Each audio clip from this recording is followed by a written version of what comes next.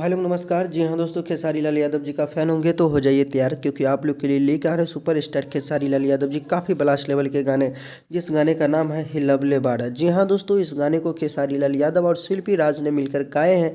दोस्तों बात करते हैं गीत का, तो प्रभु बिशनपुरी जी का लिखा हुआ गाना है और इस गाने को म्यूजिक से सजाया आर्या शर्मा। फाइनली इस गाने को जो है आप लोग के बीच में रिलीज़ किए जा रहे हैं, यानी कि 28 तारीख को सुबह में रिलीज़ किए जाएंगे मानस रिकॉर्ड भोजपुरी यूट्यूब चैनल के द्वारा। तो दोस्तों आप लोग को बताना चाहूँगा, इस गाने में नज़र आएंगे खेसारी लाल यादव जी और नीलम गिरी जी, जो कि आप लोगों ने काफ़ी दिनों से इंतजार कर रहे थे कि नीलम गिरी के साथ खेसारी लाल यादव जी के गाने को कोई लाया जाए। तो फाइनली आप लोग के बीच में इंतजार का घड़ी खत्म हुआ और गाना आप लोग के बीच में आ रहा है। तो चैनल को सब्सक्राइब और वीडियो को लाइक कर लीजिएगा। मिलते हैं फिर से नेक्स्ट वीडियो के साथ, तब तक के लिए बाय, टेक।